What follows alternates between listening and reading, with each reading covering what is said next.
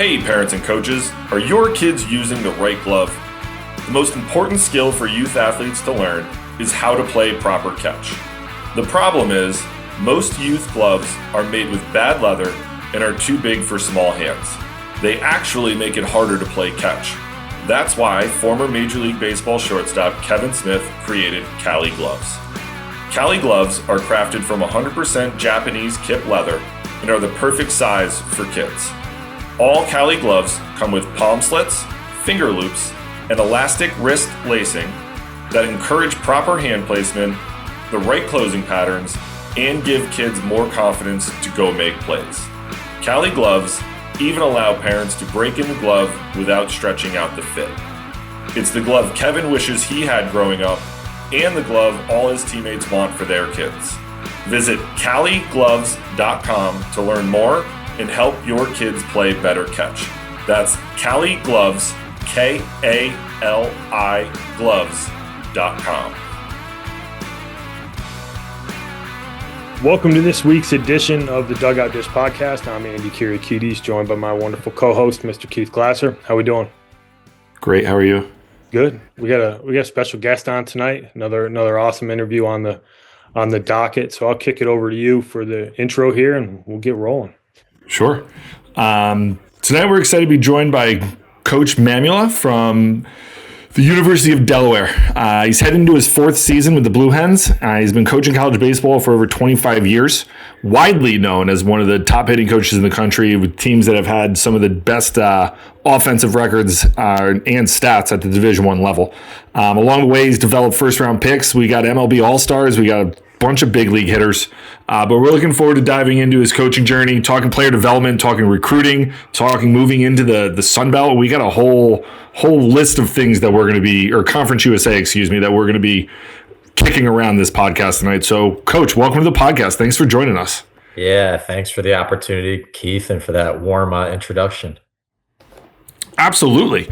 I was super excited. Andy and I were recording last week, and I was like, I'm going to text Coach Mamula and see if he wants to come on the podcast. And to my surprise, you were like, I'll come on next week. And I was like, oh, well, there we go. One thing solved right away. Yeah. So happy New Year to you as we record this on January 5th. Again, we're super excited for you to join us, but if you could, before we get going and start talking college baseball, if you just give the listeners a quick rundown of how you have become the head coach at the University of Delaware. Sure. I've been all over, well-traveled, like so many in our profession. Keith grew up Western Pennsylvania, played at St. Bonaventure University in warm Western New York. Thought I was going to play professional baseball, and after I hit $170 my sophomore year, I thought maybe I should start to look some different directions, and coaching is inevitably where I ended up. So after playing at St. Bonaventure, I was a grad assistant at Shippensburg University, Division II school in Pennsylvania. From there, became an assistant at the University of Delaware. I was there for 5 years, then got my first head coaching job at Division II Westchester University in Pennsylvania. From Westchester, went to the University of Cincinnati. After 5 years at Cincinnati, we got fired and was out of baseball for a year. So self-proclaimed first team father of the year that year with my kids at home. To get back into baseball, I went to IMG Academy in Bradenton, Florida. Great experience, was there for a year and was fortunate to get hired at Florida Atlantic. I was an assistant then at FAU for 7 years. And then, as you mentioned, am now beginning my fourth year at Delaware as now the head coach. So well-traveled, 26 years. This will be year 4 as a head coach at Delaware, and I guess year 7 overall as a head coach, which I believe would mean 19 years as an assistant coach along the way. Yeah, you've seen a lot, and it's something I definitely want to get into at some point in here, but you've coached at the highest level of Division II with Westchester and the success you guys had there, and being at Shippensburg, and you've coached up and down the ladder at Division I. You guys are going into Conference USA, but one of the things that I think it gets lost in the sauce sometimes in the whole recruiting landscape is a lot of people don't understand how competitive it is at other levels. So I'm gonna put a pause on that one. I definitely want to pick your brain on that because I think it's an important topic. But first question, Hold on. I would be remiss as we begin this podcast to not mention that my wife's entire family are Bonnies. So I would be remiss to not mention that my father-in-law and mother-in-law are Bonnies. They met at Bonaventure, got married. They've been married for 40 plus years. My brother and sister-in-law are Bonnies. Same thing. My other sister-in-law is a Bonnie. So we, while my wife and I are not, we're the lone outcast in this family, not being Bonnies. We are heavily ingrained in the Bonaventure culture. Right. And the first part of that word is cult. And as much as I love, it is, I love it. But I would be remiss to not mention that there is a very deep Bonaventure connection on this podcast.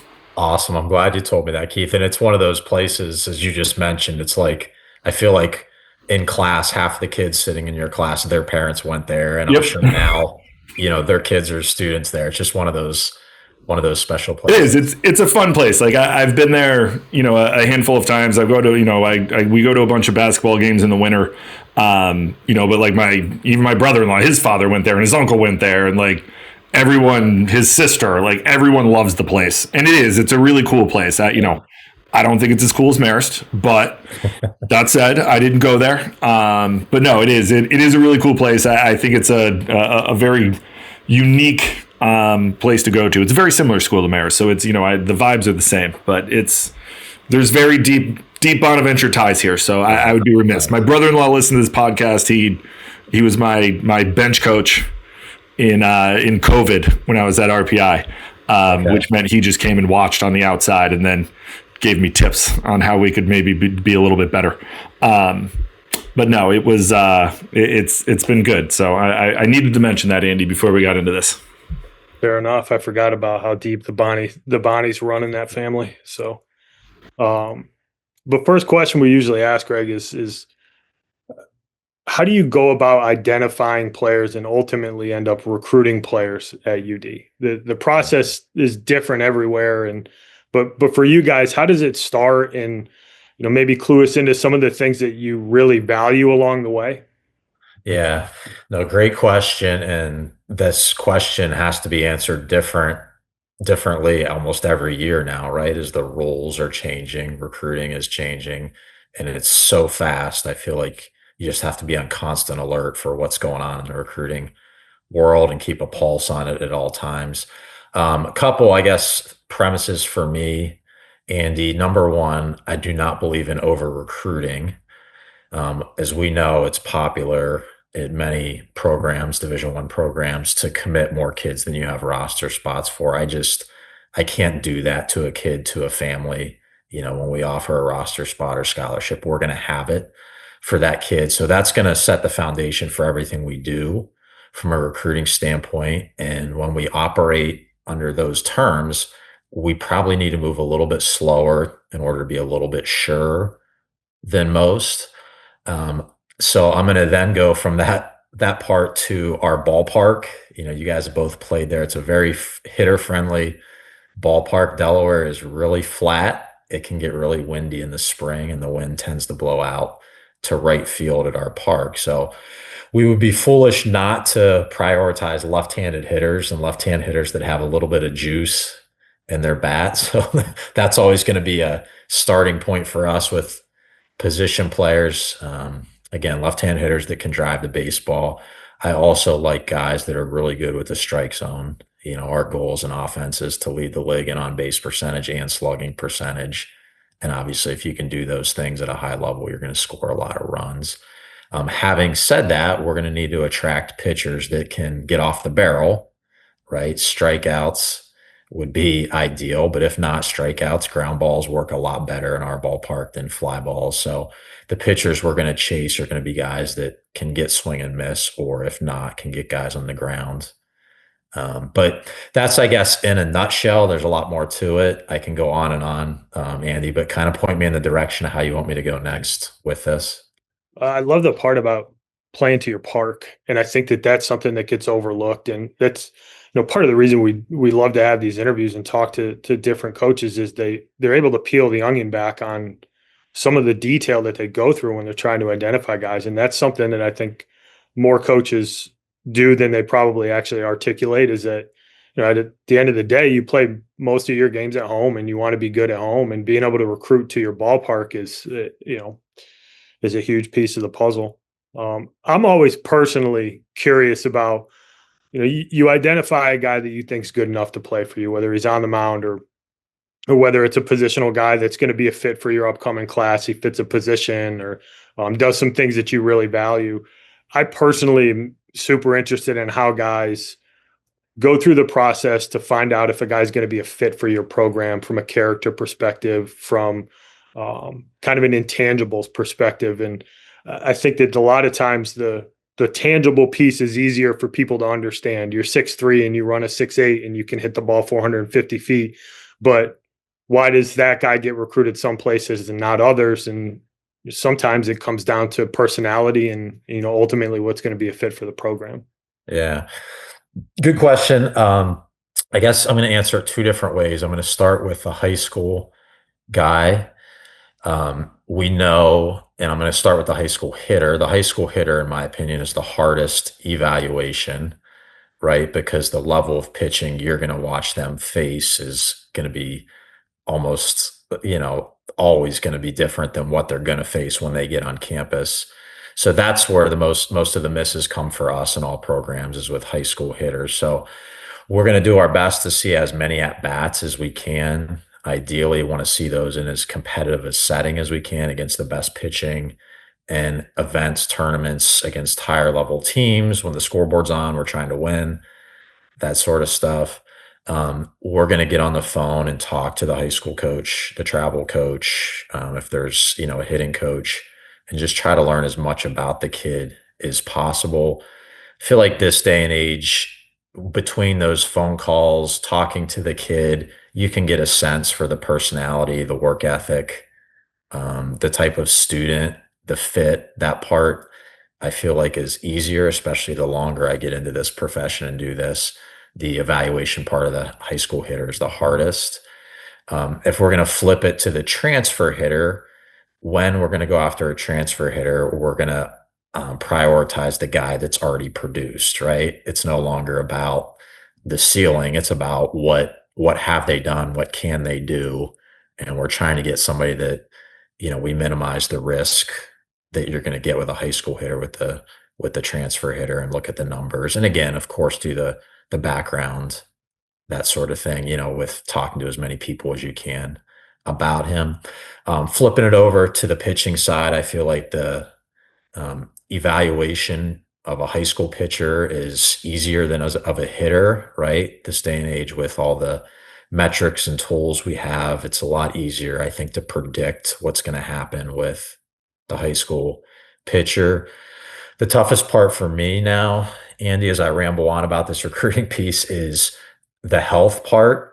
It just feels like so many pitchers that we and everybody are recruiting are showing up injured. We've probably, since I've been here, have averaged at least one kid a year that shows up on campus with his arm in a sling or about to be in a sling, injured from his last year or two of high school. So that becomes the part where we have to try to do our best to figure out the arm health. Is this kid healthy? And just try to look and follow, I guess, his stream of pitching and when he's been taking downtime and what injuries he's had, that sort of thing. And then obviously the transfer pitcher market is a really tough one for a school like ours, if I'm just being honest, to get a kid that has already produced and put up numbers at the Division I level. So the Division I transfer pitchers we've got have typically been kids that maybe were at a bigger program and weren't getting opportunity, or kids from a Division II, Division III school that have produced. And actually, Keith and I, we had one of his former players, Chris Grome, a left-hander who is a grad transfer from RPI that came to us. So that type of model. Again, rambling on. I'll try to be shorter with your next question, Andy, but there's just so much to unpack with that question. No, I think you're not rambling, because I think these are the things that Andy and I love about doing the interviews with coaches, is we pull all of this stuff out of the people who are still in the business. We can sit here and pontificate about this all we want while we do, but like when we do this with other coaches, it adds a level of authenticity and truth to what it is that we're saying, not just like two guys who used to coach and sit here and pontificate about how hard it is to get recruited nowadays. Because the reality is, like, this is probably the hardest it's been to play college baseball in its history. We have less players playing at the Division I level, and the floor has been raised, to the Division II and the Division III levels. And I think that people don't really understand how hard it is to be recruited at A, the Division I level, but B, college baseball in general, where like, I'm really good in my town. Well, yeah, that doesn't mean anything. Like you have to be really good nationally or be in the conversation nationally to have a seat at the table when it comes to the recruiting end of things. And I think it gets interesting when, you start talking about your field and, you recruit to your field, which is very true. Like you're going to pass on kids that are good players because it's not going to fit what it is that your team does and what it is that your team needs.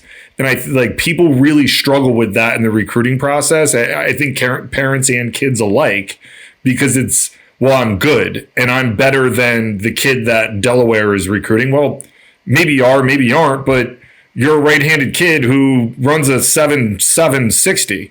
Like, yeah, you got some juice. Like the other kid's he's a 6'8" runner who has juice from the left side. That's the player they're looking to recruit. Like, that's why you're not being recruited at said school. And, I like people struggle with the idea of just like, well, because I think people always think like if you're good enough, you can play anywhere. And that's quasi true. Like just because you're good doesn't mean you can play everywhere. There's going to be certain places where you fit and certain places that you don't.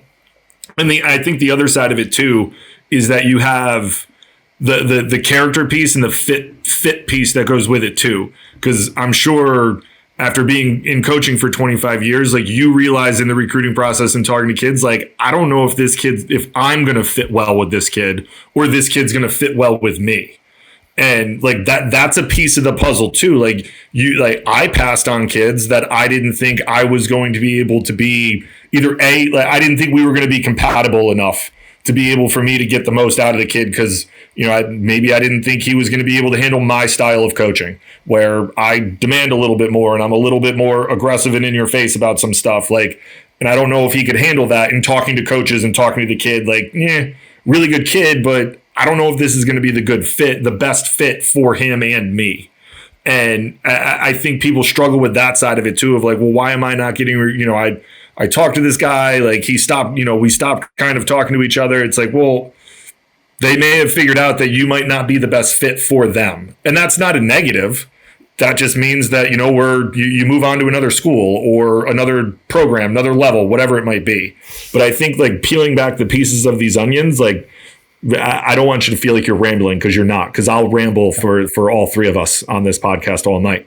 But I think that like these things are important for people to at least hear and try to and understand that it's not always just going to be, it's not as cut and dry as I'm good at baseball and I'm a good kid that gets you recruited to any and all program it is that you want to go to. Because as we all know, I coached for 16 years, Andy for 12, you're in for 25. We all know that the recruiting process for any kid is not linear. Like very rarely is a kid like, I want to go to LSU, and he ends up at LSU or Arkansas or name the SEC, ACC program. It's not linear like that. There's going to be ebbs and flows and how you develop, and maybe it's early, maybe it's late. So it's people need to understand that it's not just it's not a straight line of like, this is where I want to go, that's where I'm going to do, and I just have to be good and a good kid. There's like, yes, you have to do those things, but that might not be, the good kid part might be good, but maybe you're not good enough for that program or what that program wants, and I think it's easier when it's like, well, hey, we have 5 catchers and you're a catcher. We don't need a 6th catcher. But when they're in the conversation and it kind of falls by the wayside, it's like, well, why? What happened there? And, it's not always just, well, you're right-handed and he's left-handed and all things equal, they're taking a left-handed bat over a right-handed bat, man. Like, that's just what it is. Yeah. Good stuff, Keith. I want to add on, like, as we say, everything is constantly Please. evolving in college and in recruiting. And like when you say fit, there's the fit of what I'm going to call the old school that you and I are talking about, or you're talking about with he fits well into our program, what we want, what we need, who we want to coach, who we want to have. But now we've also added this other level of fit of we have to figure out in the recruiting process, is this kid going to stick around once he has success? If the answer to that is no, then we're probably going to have to move on to the next kid, even though he may fit in the traditional sense, because we know if we want to win at a high level, we need to get good players and we need to get them to stick around. We can't have, a kid come in, he has one good year and he's going to leave. That's going to happen, but we need to minimize that as much as possible to have a championship level program. So there's that part. And then now this day and age, the financial piece, the fit of, is this kid going to be running into our office the minute he has some success asking for more money? We're limited. We can't have those players in our program either. We need kids whose families are comfortable with the initial scholarship that they agree to, that they can afford that for 4 years at our place. So just, another, I guess, layer as we talk about what is fit in 2026. Yeah. And I think the one thing too, sorry, Andy, I just wanted to add one more bow, I suppose, to this ever evolving conversation. But I think the other side, and the transfer stuff we can get into if we want to at some point. But I think, and Andy and I talked about this on a recent podcast where you bring up Chris Grome, who pitched for me and then ultimately finished his career at Delaware and pitched for you. And I think that in the early, I guess we're still in the early stages of it, but like the very early in COVID, and I think you're seeing the mindset of people being like, well, if a Chris Grome can pitch at RPI and go pitch at Delaware, and I had Ryan Yerby was the pitcher of the year for us who pitched at San Francisco, like, and there's a multitude of guys who have done this, like, I can do this too. And they're looking at it through the lens of like, well, these guys are Division III guys who finished Division I, but you don't see the 3-4 years of struggle and work that they did to produce at the college level to get to where they were to make that jump to go play at the Division I level. And I think people think that it's just going to be an instant success at the college level of like, well, if I'm going to go to said school because I didn't get what I wanted, and I'm just going to jump in the transfer portal and be a Division I guy. When that's not necessarily the case, where, and I talked about it recently, so I won't go too far in depth, but, like Ryan Yerby was a walk-on for us at RPI. I saw him throw once. He was from California. He had a really good breaking ball. He was like 83, 84, bumped in 85, 86. And I was like, hey, man, if you come to the school, I'll give you the fall. And he was 86, 87 with a really good breaking ball. It still wasn't good enough to pitch for us even 8 years ago right away, where, he was a bullpen guy, and then he was a midweek guy, and then he developed into a weekend guy who became pitcher of the year. And by the time he left, he was 89 to 92, running up around 93. Chris Grome was the same way, bullpen guy into a midweek guy into a conference starter. And it was them working their asses off for 3 or 4 years to get to that point, to have the ability to even be in the conversation, to be able to go play at that level. And I think that a lot of people nowadays are like, well, I see all these guys who have done it, so I can do it too. And I think that, those guys, and especially the guys at Division III level, are outliers, but so are the guys that are going from, mid-major Division Is into the ACC, SEC and playing. Like, they're outliers in these conversations. They're not necessarily the norm, where I think a lot of guys are like, well, I'm just going to level up. And, what does that look like? And you could, and I would imagine, and you could correct me if I'm wrong, but like, you could be the Friday night guy at Delaware, and yeah, man, you can go to North Carolina, but you might just, you might go from throwing 70 innings for you to 15 innings for them, because they got a stable of those guys. And I think that people just kind of don't take all of those things into consideration and think, well, not me. And we end up making decisions that maybe aren't the best when we made the right decision the first time. Yeah. Yeah, the transfer portal is such an interesting thing because I think it's good in a lot of ways.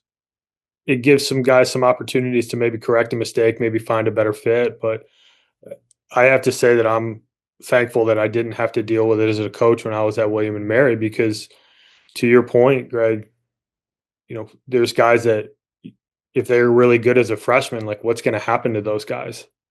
And how do you account for that in the recruiting process? Like that's got to be a difficult thing to really try to sift through. If is a kid really bought into I want to go and I want to play at Delaware, I want to develop, I want to be a part of that program versus going, all right, well they're going to give me an opportunity, but the first opportunity I have to leave, I'm going to get out of here.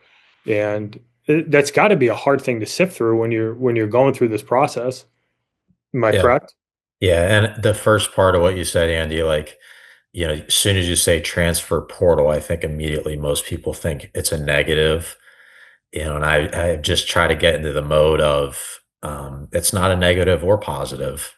For some kids it becomes a negative or positive, but there's kids like you said that we've had many in our program that have come in and it hasn't worked out for one reason or another, and the transfer portal has allowed them to go somewhere else and maybe play immediately, and they weren't going to play for us, so it turned into a positive for that kid. But no, it's all part of the juggling act and what makes recruiting so interesting and frustrating, at times. How's the portal impacted how you handle high school guys? Is it the timing of it is funky for people to really understand that you're going to go and evaluate portal guys in June for who are going to play for you in the fall. How do you account for that when you're going through, like you're working on your 27 class right now, I assume. Um, Yes. how do you, how do you guys manage that portion of it where I'm assuming you're probably going to try to leverage the portal to some extent, but you've also said that you need high school guys because they're the lifeblood of a program and guys who can go there and really develop. How do you try to juggle that, and how has it impacted how you go about your recruiting process? Yeah. We're always trying to maintain balance in classes, right? You don't want to get too heavy in a freshman class, senior. You want to try to balance them out over your four classes as best as possible. Ideally for us, Andy, we like to think for each kid that's leaving our program as a senior, we want to replace him with a freshman, with a high school kid. Obviously, you have to forecast that out in recruiting a couple years ahead of time. As you said, we're recruiting 27s now. So who are going to be our seniors next year in 27? And then the guys that we lose via the transfer portal or whatever else, we're usually going to replace those with other transfers. So replace the seniors with freshmen and replace the guys that are leaving through the portal with other transfers has kind of been our ideal scenario for us. As you said, we're going to try to build this thing with getting really good high school programs and then supplement with transfers when needed. How do you factor in the junior college ranks? I know you guys have had some success with some junior college guys. I know specifically you had a guy who had a nice little career for you here. I talked to Chris Colazzo, here and there, and he had mentioned one of the junior college you guys had a ton of success. How does that factor into? Do you lump them more in with the high school guys, or would you consider them more kind of akin to the portal? Yeah, I feel like the we've had a lot of success with junior college guys at Delaware the last few years. Our best hitter, our leading hitter the last 2 years, he's now playing professional baseball for the Angels. Aaron Graber was a junior college kid from Gloucester Community College just over the bridge in New Jersey. But it's been a lot of let's get out and see those guys in the fall. They seem to be under recruited, the junior college players in the fall, because a lot of schools don't have roster spots or money at that time. So we're trying to save money and save a roster spot or two to try to pick up a junior college kid in the fall. And then I guess if as we get into the spring, they're probably going to get lumped in with the transfer portal guy as well. That all of a sudden we get in the middle of the spring or end of the spring and we realize we have a returner that's not going to be back and we're going to replace him with a transfer. It's going to be the best transfer we can get, regardless of junior college or 4 year. Yeah, junior college seems to be on the uptick. And I think it's been a thing for a long time with coaches who've been involved in the game, but I feel like it's becoming more prominent for high school guys to seek out junior college programs, getting a chance to develop. You can play a lot more. There's a lot more reps. There's a lot more games. And then I think the rising cost of education has probably played a little bit of a role in that as well. And we try to touch on that is sometimes it gets put off as, well, if I don't get recruited, I'll go to junior college. One, not really understanding the level of play at some of these schools. I mean, you mentioned Gloucester, and they got a pretty strong history of producing some pretty darn good baseball players, but also the value of if the baseball path, or if there's a financial constraint, it can be such an awesome option for young kids. And I think a lot of schools do actively recruit junior college, and sometimes it can kind of get looked down on, but I think it's, you're talking about some of the guys that are in your program that have had a ton of success being junior college guys. I think it speaks to the level of play, but I also think it speaks probably to the development of guys when they get a chance to get in the weight room for a year, 2 years, get all those at bats that they're able to get. I'm shooting the player you just mentioned, Graper, that he was probably ready to rock and roll when he got to Delaware because of the at bats and everything that he was able to experience at Gloucester. Yeah, and you hear the term JUCO grind, and it's a real thing, right? Like guys that have moved on to 4-year schools from junior college have earned it through hard work, and as they would tell you, surviving at the junior college, and they come out being a much better, tougher player competitor as a result. Now you were head coach at one of the better Division II programs in the country at Westchester, and you had a lot of success there. I think the Division II level gets overlooked quite a bit, from not only a talent perspective, but just how competitive it is across the board. Do you think that that's something that gets overlooked, having been a head coach at Division II and also a head coach at the Division I level? I think a lot of times people just think that the level of player really linear, and that Division I is always better than Division II, but it's better than Division III. Maybe take a second to speak on that. Yeah, no, I definitely will. And I'm going to speak specifically about the PSAC, the Pennsylvania State Conference, the Division II conference in Pennsylvania. Westchester has won 2 national championships, out of that conference. Millersville has been to the World Series, I think has a runner-up. A number of those programs have been to the World Series. But in the state of Pennsylvania, Pitt and Penn State, I believe, are the only Division I schools that are public universities. And I believe both of them are like half, this is not the right terminology, but half public, half private, where their cost is still fairly high, even for state residents. So the best option financially for kids in Pennsylvania is to go to these Pennsylvania state schools. It's by far the cheapest tuition. We also know in Pennsylvania, there's a lot of good players. There's a ton of high schools. The kids are spread out. Kids are still a little bit hidden. Some kids are still playing Legion baseball. Some kids are playing on travel teams you've never heard of that aren't in tournaments where they get exposed. So there's just a lot of talent in Pennsylvania, and those Pennsylvania schools have, just feasted on those in-state kids and have gotten really good players and have had really good, teams. And to your point, like, there's a huge overlap, much more than many people know, especially in this part of the country, with Division I and Division II baseball. There's no question the top teams in the PSAC would have winning programs in a lot of Division I conferences. If you're the parent of a high school baseball player with college aspirations, you already know the recruiting process can feel overwhelming. Endless showcases, nonstop emails, and big promises with very little clarity.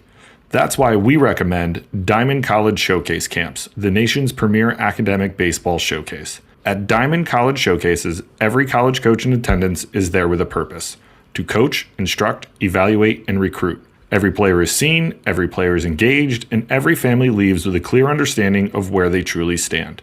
This is not a mass camp. College coaches run the drills, evaluate every athlete, and provide honest professional feedback that you can trust. Diamond College Showcase Camps are built for serious student athletes who value both baseball and academics. If you're looking for transparency, clarity, and a recruiting experience that respects your time and your player's future, Diamond College Showcase is the place to be. To learn more, visit diamondcollegeshowcase.com. Yeah, I think the shocking thing for people is how good Division II baseball is, especially at the top tiers. I was very naive to it. I coached at West Alabama in 2008. We were sixth in the country at one point, but we played Southern Arc and Lynn and Tampa and Delta State, and the list goes on. Our regional was those schools, Florida Southern. It was just loaded with draft guys. There was future big leaguers in that regional. There was a first round pick, the 9th overall pick, Hayden Simpson. I believe he was drafted with the Cubs. He was 96 to 98 in 2009 when no one was really doing that. But I was an upstate New York kid who played Division I baseball, and I was like, how good could this be? And I in part, it was my naivete, but also I wasn't exposed to Division II baseball enough where I knew how good it could possibly be.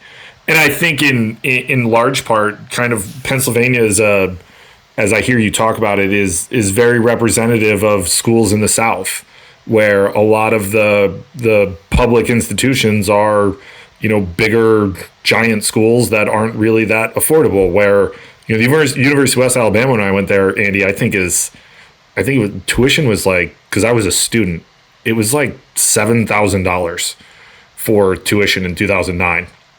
And it's kind of the same thing in Florida with your Florida Southerns and your Lynn's and those types of schools. And there's just so much talent, and they don't necessarily have to go to, a lot of them do go junior college, but a lot of them don't have to.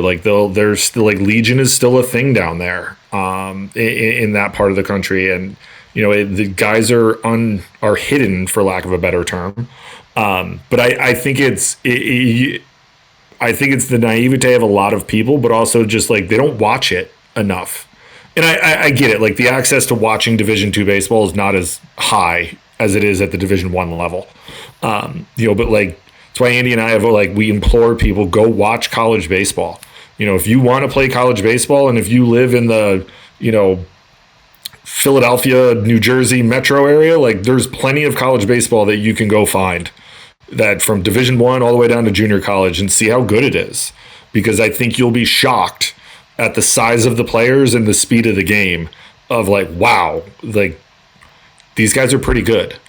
And, if you're in the baseball world, that the PSAC is absurd when it comes to college baseball with Westchester and Millersville and the like. So, I have a soft spot in my heart for, and obviously coaching Division III for a very long time, but, my eyes were opened, and I was very, very, very far under a rock of Division I is the best and everyone else is not that good. And then I went and coached it, and I was I couldn't have been more wrong.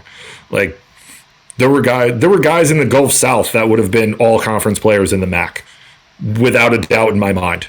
And they're playing Division II baseball in Alabama because they're Roll Tide fans, and they wanted to go to school 45 minutes from Tuscaloosa and watch Alabama play every Saturday. And leaving the state wasn't going to be an option for them. And there's nothing wrong with that. And they were really good. And they still continue to be really good. I still follow along with what West Al does. But, I think that it's something that, we need to talk about more, but as much as we do. But, people need to understand, how good of brand of baseball it actually is at that level. You talked about it at the beginning, and I want to pick your brain on this from a development perspective, and then if you want to get into kind of the evaluation perspective of it. But the swing decision stuff, you talked about guys being able to kind of manage the strike zone. You want to lead in slugging percentage and OB and on base percentage. There's obviously a lot more data that's available on transfer guys, and I'm sure that is something that you track pretty regularly within your program. But so I guess it's a two-part. How do you go about evaluating that for the high school kid? And then what do you focus on from a development perspective when you get a guy in your program to try to get them to level up when you know they're going to see better velocity, they're going to see better breaking balls, they're going to see different slots. How do you focus in on that? Because I think the pendulum's swinging a little bit from kind of the binary result of an at bat of like an outs and out, whether it's a strikeout or not, and guys want to get the ball and play more. And you know that it's hard to tap into power if guys don't actually have the ability to get the barrel on the ball consistently. So I'd love to hear about how you evaluate it, and then also some of the things you might focus on from a development perspective to unlock that for players. Yeah. The eyes, and I alluded to this earlier, Andy, the eyes are the hardest thing to evaluate. What is the hitter seeing? And as I mentioned earlier, you go watch the high school kid, and even in a good tournament or good high school games, he's probably seeing low to mid 80s with a high predictability of what pitch is coming.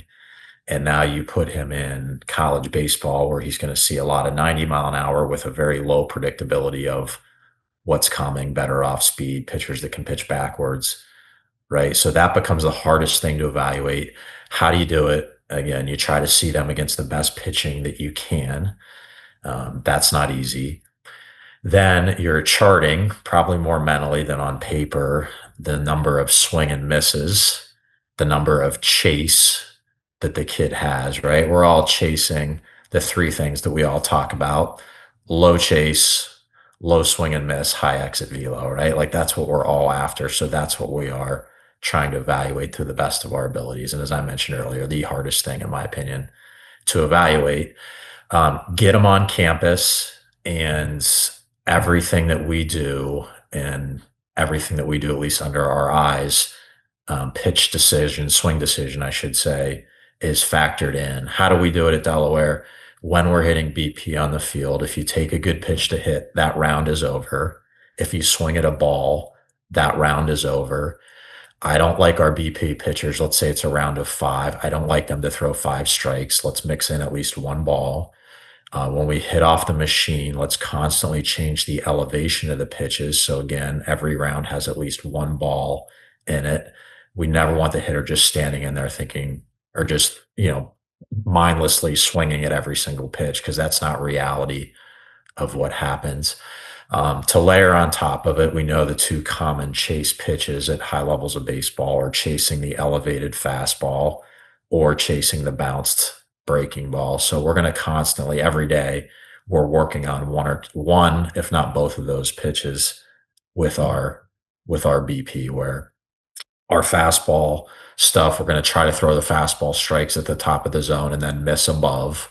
A lot of that is done with machine high velocity stuff. And then with our breaking ball, for most of our guys, they're only allowed to swing from the bottom of the knob, from their bat to the belt is the only breaking ball they're allowed to swing at. Because what I have found, that pitch, that the breaking ball that they think is up, as we know, is the one that's good to hit. The one they think is a strike is the one that falls below the zone. So we have to change the wiring of the brain and the eyes connection with, retraining most of our guys what breaking ball they want to learn to swing at, which one they want to lay off of. So a lot can go on and on, but swing decision for me is always going to be king. That's where we're always going to start our recruiting of hitters, and it's always going to start with, that's where we're going to start our development of hitters. You talked about the swing and miss, and then you talk about the swing decision. And for me, I think they're 2 separate things. And I want to get your thoughts on this. I'm going to give you my thought on it, and then I want to hear what you think. Guys who swing on missing pitches in the strike zone, I feel like that's a really tough thing to coach out of them. Guys who swing decision isn't quite as good as it could be, I feel like information in the reps that you're talking about gives you a chance to close that gap. If a guy understands the situation better, the scouting reports and understanding pitch mix, what a guy likes to do, in a 1-1 count with a guy on second base, he's going to throw this pitch 65% of the time. We can kind of shrink down what decision we're trying to make. We can look at different slots. Does the swing and miss stuff, do you feel like you have the ability to help close the gap on a kid with like a mechanical adjustment? Or do you feel more comfortable with a guy who makes good contact but might not make really good decisions quite yet as a high school guy? If I had a pick of those two, and I think you agree with based off what you just said, Andy, I think it's easier to teach swing decision than it is to coach swing and miss. Many times the swing and miss part is simply a result of lack of talent or, like we talked about before, the eyes, just what their eyes are seeing, where their eyes are telling them the baseball is going to end up and they can't deliver the barrel there, right? Anything can be improved when worked on diligently, but easier to improve swing decision than swing and miss, in my opinion.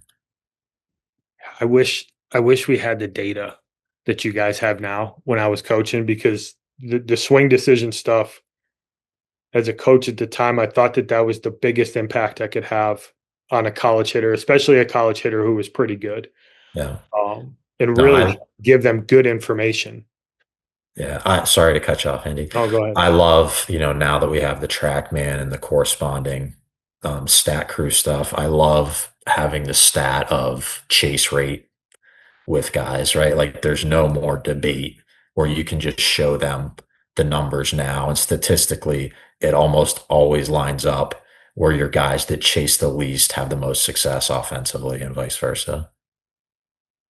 Yeah, we used to track a lot of really cool metrics that Murph, my head coach at William and Mary, had been doing for years, and I just feel like with all the data and the information that you guys have right now, like it tells that story that you're talking about. When a player sees, hey, the guy who doesn't chase much has a really good idea, a really good plan, and over the course of 56 games, your best hitters have those numbers. It just really hammers home the importance of that from a coaching perspective. And I feel like that's where the power in data is a lot of times, is that you can you can break through the trust wall with a player by giving them information that maps to what you're trying to get them to do. And I got to imagine that all the data that you guys have now is really empowering as a coach to be able to communicate a philosophy and a style of play. Yeah, amen. And like to add on to that, we know that that's what professional baseball values. So when we can go in and show them, hey, these are the top college hitters, and I say top as far as where they were drafted last year, and here's their chase rate, here's their swing and miss rate, here's their average exit velocity. Obviously, anybody can look at here's their OPS, those numbers, and this is what you need to shoot for. Like that's an immediate sell. All of our guys want to play professional baseball, so they know that professional organizations have access to that data and that that's where they place the greatest value as well. You're talking about the evaluation of the high school hitter. What do you think the hardest transition is, or what are some of the things that guys have trouble with when they first get to school? Not necessarily just from a hitter's perspective, but the jump from high school to Delaware. You guys were in the CAA. I'm super familiar with that. You're going, a lot of people would argue like a step up in the Conference USA. What's that transition look like, and where do you see guys who come in and are successful? What traits do they show? And guys who might stumble a little bit coming out of the starting block, what are some of the areas that you see those young players struggle when they get to campus? Yeah, well, we know this when the high school kid, regardless if it's a hitter or pitcher, gets to campus, it's highly likely he's going to have more failure that first fall than he's ever had at any point in his baseball career. And it's usually astronomically higher. So it always becomes about their response. How do they respond to that adversity and that failure? And how they can overcome that and grow from that, and how quickly they can overcome that. We know it takes many of them a full year before they can ever recover just from the failure that fall of, freshman year. So there's a lot of mental stuff to talk about there. There's a lot of confidence stuff to talk about there, and supportive coaches stuff to talk about there. In regard to the step up in conference, we're going from last year, I believe there were 30 Division I conferences. The CA usually finishes around about the 10th best conference in college baseball out of the 30, which is really good. Conference USA last year finished as the fifth best conference by RPI. So, certainly on paper and RPI, like a step up in conferences for where we're going. What do you anticipate, or what do we anticipate, is probably seeing some more talented arms, but seeing the more talented arms more consistently, I think is going to be the separator. What is the separator? We know in college baseball where just about everybody has some frontline arms, but now we're going to be playing teams that probably have 8 or 9 frontline arms that you're going to see throughout the entire weekend. The pitching's probably not going to fall off as much from Friday to the late innings on Sunday as it may in some other conferences. So that's what I'm anticipating. Again, what does that take? It takes the hitter that can stay the course, stay with an approach, deal with failure, because there may be some more failure. The stats may not be as great against higher level arms. That's an obvious, but who can stick with it and just keep going and keep plugging away and growing as a hitter, as a baseball player, becomes, I think, the step of who can have success, to answer your question, Andy. Given the transition, you guys have been in the CAA. You know what type of player can be successful in that conference. Moving to Conference USA, does that change anything that you do from an evaluation perspective? Does it change the type of player you're looking for? How do you account for that? I mean, I'm sure this took time for it all to come together, but it kind of happened quickly for you guys to go from the CAA to Conference USA. Is there anything that you guys are doing from a recruiting perspective that's going to be different, or is it same approach, maybe looking for a slightly more talented player?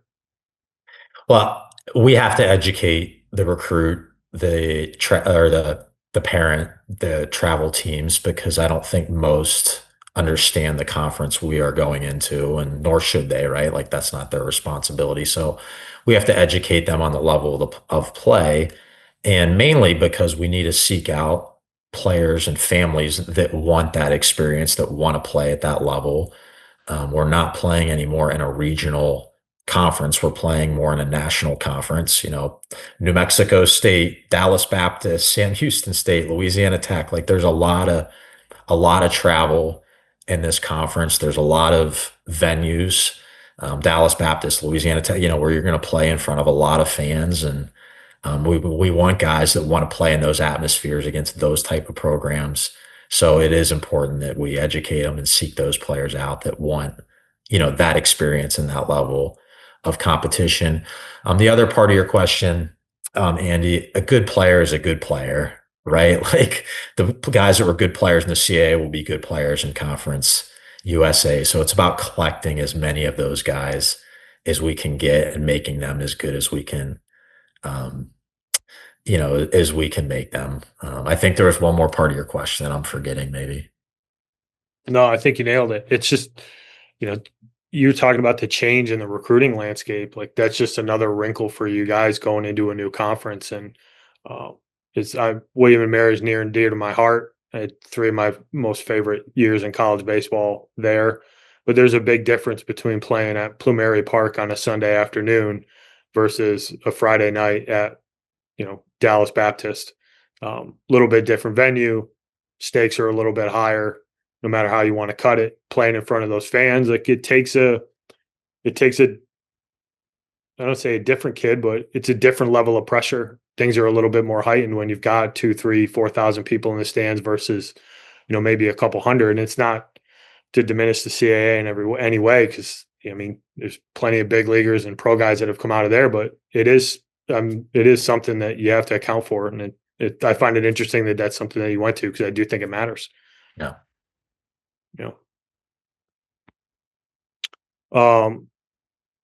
The other question I have for you, UD is a really good school.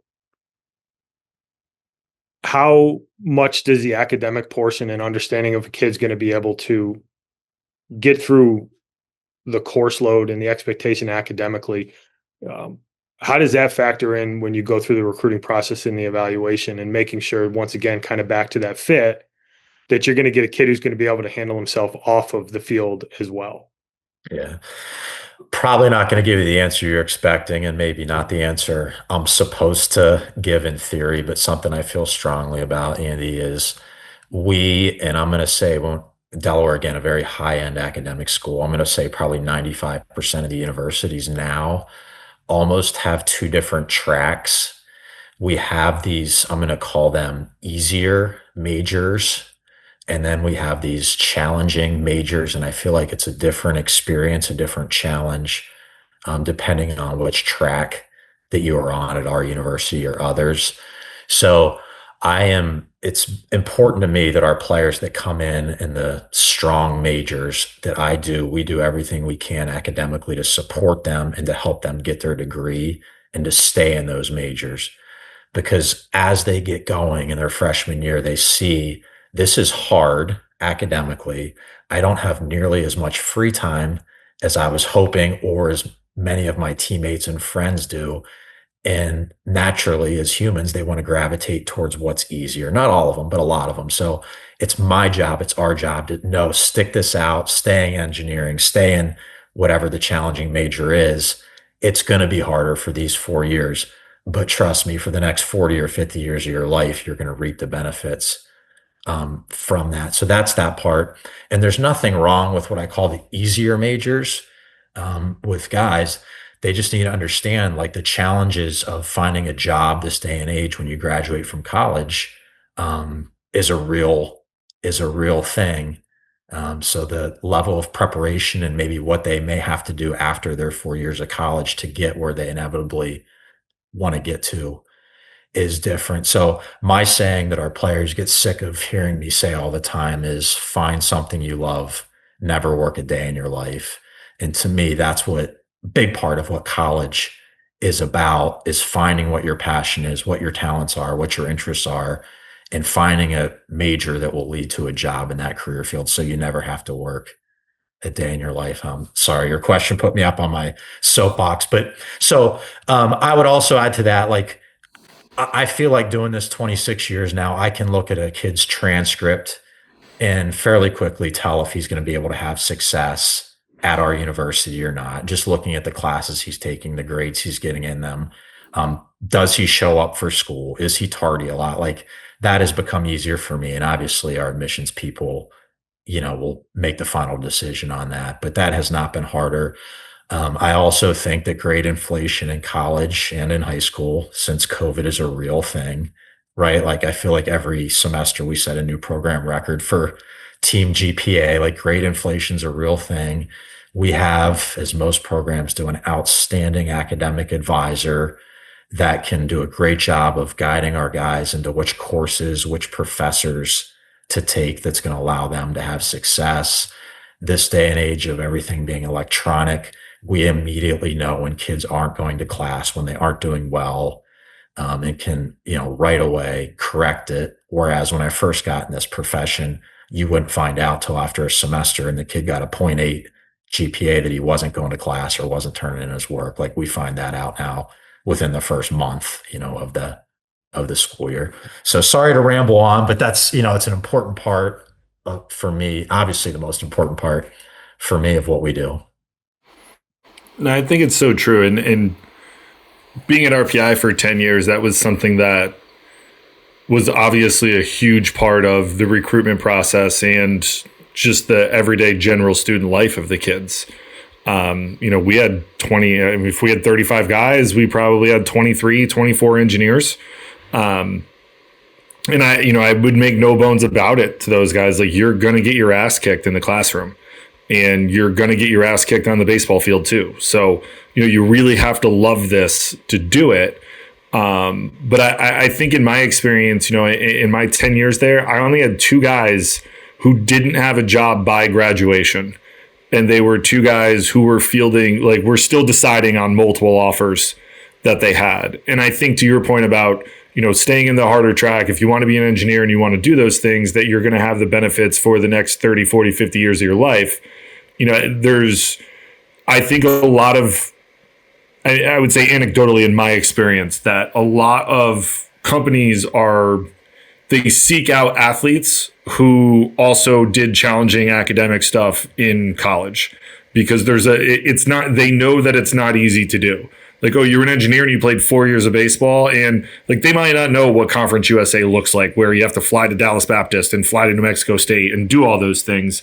But it's a level of like, okay, there's clearly some time management here that this young man can handle in being an athlete for 4 years and also getting a 3.6 in engineering. And he can work within a team, and there's some leadership there. And there's a lot of things that check the boxes, I think, on younger kids that are going into the workforce that other people likely don't have, having not done that for 4 years. And I think you become a lot more desirable in the workplace, where if you're looking at, your 2 finalists are somebody who never played sports and has a 3.9 and somebody who has a 3.7 and played 4 years of college baseball. It's like, well, I think this guy might bring more to the table and more to the company with what it is that they've gone through, because there is going to be adversity when you get to college, especially in whether or not you play sports, there's adversity. But when you play sports, like you're likely not the best guy on the field the second that you get there as a freshman in college. Like when we talked about a little bit earlier, like you're gonna struggle at some point in your career, and how do you handle that adversity? How do you come back from that? What does that work ethic look like? And I think that those things play up for student athletes in the workforce.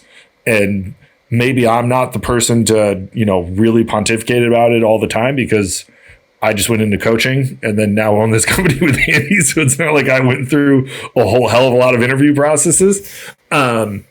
But I in seeing my players go through it, and one of the big things we had at RPI, the vast majority of our student athletes had jobs by the time they graduated, regardless of whether they played baseball or not, like talking the entire athletic department. So, I think when there's some challenges from an academic standpoint that, if you're a student athlete and you can have success both in the classroom and on the field for 4 years, that it's going to play up for you in the long run. And maybe not necessarily right away, but I guarantee you that the things that you learn on the field and in the classroom are going to help you out over the course of your career, which is probably going to get you further ahead faster than maybe some of the other people that you went to college with.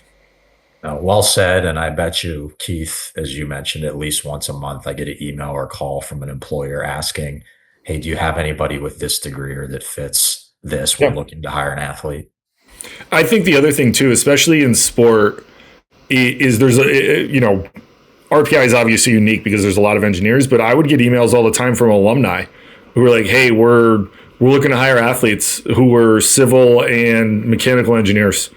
Does anyone have interest? And I had interest. I literally just forwarded it to the team. It was like, hey, this guy played here for Carl back in 1973.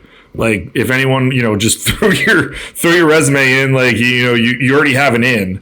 And, a lot of our guys got jobs like that over the 10 years I was there, where, like whether they were emailing Carl or I, and then ultimately when Carl retired me, like I would just send those out to kids. And we had a lot of guys, and, maybe not all of them always got jobs there, but there was always interest and like a real desire to have a student athlete who was a chemical engineer or a biomedical engineer, whatever it was. And it's a foot in the door. And I think it's a conversation starter when you go on these, on interviews and to job fairs and talk to people like, yeah, no, I play college baseball and, I play second base for the Blue Hens and I'm also an engineer. Like that piques a lot of people's interest, because I don't think, in my experience in that realm, that you see that a whole hell of a lot, where it's like, oh, okay, like you're a chemical engineer and you also play baseball. Wow. Okay. That's a little different. Like what, tell me more. And I think that if you can stick it out and you can legitimately find success doing it, that I think it sets you up, for what you want to do over the course of the next 10, 20, 30, 40 years of your life. You don't have to know right away. I mean, I was a history major who became I majored in baseball. Let's be honest.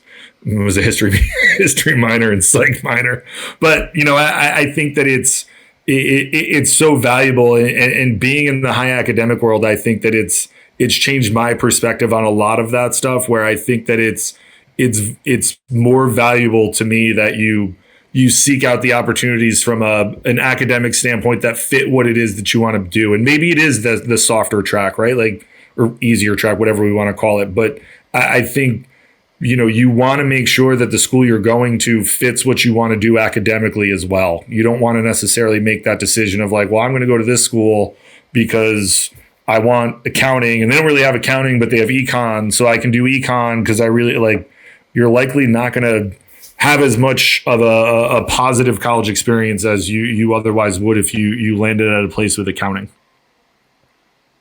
If that makes sense. Yeah.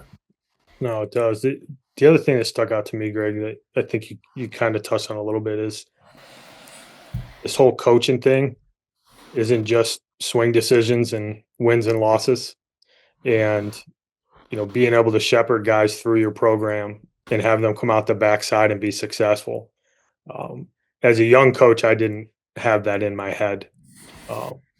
As I got a little bit older in it, I was able to kind of step back and realize that that's such an impactful piece of the puzzle. And I just thought it was poignant for you to talk about how that's kind of another piece of the coaching thing is that, yeah, you can run the practices and recruit and do all of that, but you also have a responsibility to the players in your program to hold them to a high standard and give them a chance to be successful. And, the conversation you had around, cluing guys into that sometimes you have to go the hard route in order to get what you really want in the back end of it.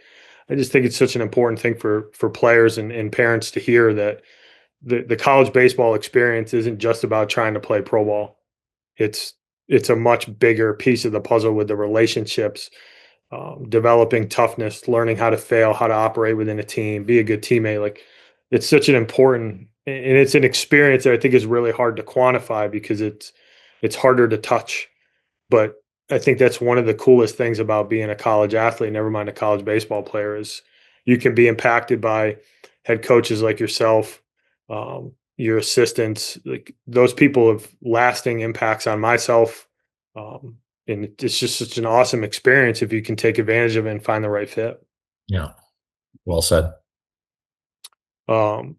The last question we ask every coach on this is, and I think you'll probably have some good tidbits here with your experiences. Give some advice to the listeners, the players and the parents who are going through the recruiting process. And what would you want to tell them that you think is important as they try to navigate the ever complex recruiting process for college baseball? Yeah, I think what we're just talking about is going to lead into a lot of what I'm about to say, Andy. But first and foremost, if you love the sport of baseball, if you love to compete, there's a spot for every kid to play college baseball. I firmly believe that. And I'll add in, as long as you're an average to above average high school baseball player, better. But if you love it, there's a place for you. It's not easy a lot of times, as we've talked about in this podcast, to find that place. Some of my tips to find it are, and we alluded to this earlier, go watch college baseball games, go watch different levels.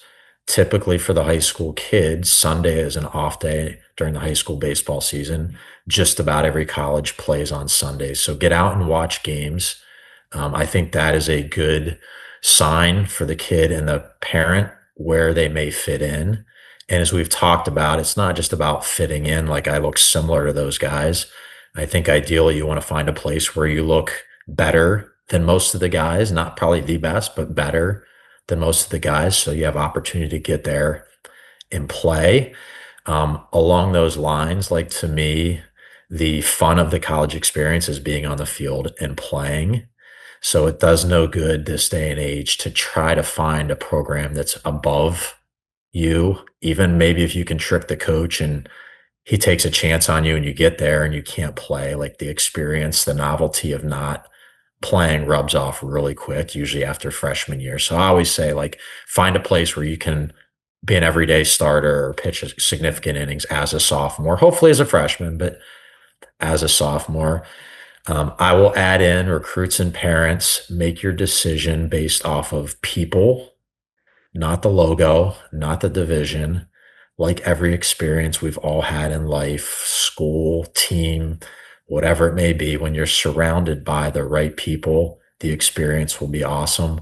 When you're surrounded by the wrong people, it will not be a good experience. So who is that in college baseball? That is your teammates. Find teammates that have similar ethics, goals as you are, that are going to push you and make you a better person and baseball player. It's your coaches, as you mentioned. Find coaches that can impact you and lead you where you want to go in life. Strength coaches, academic advisors, those sort of people can, change the outcome or change the experience for the student athlete. So seek out, learn as much as you can about the people. And that goes back to going watch the games, go sit close to the dugout and listen to the coach, watch the players. Are these players that I would want my son to be with, or these guys I'd want to hang out with 6 hours a day, or if I live with them 24 hours a day. And I can go on and on with these, with my advice of this, but get out. The other part of it too that I'll say is, and I'm not supposed to say this either because we make money at our camps, but I'm also a believer, Andy and Keith, of don't put yourself or don't put your son on stage until he's ready to be seen by that audience. So many kids come to our camp that aren't ready for us to see them or be evaluated by us. Wait until you're ready. And I know it's so hard in the fear of missing out. What do we call that? FOMO, the fear of missing out, where you're seeing on social media all these kids committing, you have teammates committing, and you're not getting offers, you're not finding that opportunity. But it doesn't matter. Getting on stage before you're ready to be seen is never going to do the student athlete good. And just know, like in baseball, most baseball players don't peak until age 27 or 28. Like the player you are at age 15 is not going to be the player you are when you're 17, is not going to be the player you are when you're 22 years old. There's so much growth that happens in our sport that patience many times wins out in recruiting from both the player and the college coach, who's evaluating the guy. So again, I know I'm just kind of throwing advice all over the wall here, but I got so much of it, and it's just so passionate about trying to make a great experience for our players and help others have the same experience that our guys are having, that I had when I played, when you guys had played at Marist. Like it just, totally changed my life, the trajectory of my life. My son is now a freshman at a Division III school in Pennsylvania, and I'm just thrilled that he gets to have this opportunity in his life to grow, and become a better person, and hopefully live a better life because he got to play college baseball. Yeah, I mean, I don't really have much to add. I think you nailed it. The people thing, it would be the only thing that I would double down on. Feeling really good about the group of individuals you're going to play with and the coaching staff that you're going to play with in the support system. I just think that moves the needle more than you can possibly quantify. On personal evidence of that, I feel like you've reiterated that as well. But the people that you get to associate yourself with, and it's just so impactful. So that has to be one of the big pieces of the puzzle, in my opinion. Yeah, I mean, you spend so much time with each other. I think that's you have to be comfortable with the people that you're going to be around, and I think we beat this a dead horse on this podcast all the time. Just like, you have no idea the amount. If you're a high school player going to play college baseball, you have no idea the amount of time you're going to spend playing baseball and being around the people, your teammates and coaches, because you haven't done it to this level yet. And if you're not comfortable around them in the recruiting process, it's not going to get better when you get there. You want to be very confident in the people that you are going to be around, teammates, coaches, everyone, that's the right fit for you. Because I don't know if you can really quantify the amount of time. And I've said this before, I'd always ask our freshmen at the end of the year, what was your biggest surprise? And it was always, you always told me it was going to be a lot of time. I didn't realize how much time I spent doing this. And that's at the Division III level, and it's not to say that you play you do play less, but you're still going 6 days a week. The travel's not as, it's more regional. It's not as travel heavy, but it's just that sheer amount of time from the weight room to study hall to practice to games to all of it, where if you're not comfortable with those people, it's probably going to be a little bit of a bigger struggle. So I think that you nailed that one, Coach. I couldn't have been happier when you said that. Yeah. Show me your circle and I'll show you your future, as the saying goes. No, absolutely. Well, we really appreciate your time, Coach. Hopping on here on short notice and giving us, an hour and 15 minutes of your time. I know you're heading out to the convention here soon and getting ramped up for another season. So obviously, best of luck this spring. We'll certainly be keeping tabs. Might even catch me up at a game one of these days. I'll be sure to say hello. I'm not that far. I'm on Northern Virginia, so might shoot up and watch the Blue Hens duke it out. Get a little Conference USA baseball in my life. So, Nice. But Well, really appreciate it. No, I appreciate the opportunity and the platform. Keep up the good work, Keith and Andy. Thanks. Thanks, Coach. Really appreciate it. All right. See you guys. Thanks, guys. Thank you for listening this week. If you're watching on YouTube, go ahead and hit that subscribe button and smash that like button for us. Check us out on Apple Podcasts, Google Podcasts, as well as Spotify. You can follow us on Twitter and Instagram at EMD Baseball. If you want to find out what me and Keith do to help families and players navigate the recruiting process, go ahead and check us out on emdbaseball.com. Take a few minutes to check out our new online academy. I promise you'll get some good information out of that. Thanks again for listening. Check in with you next week.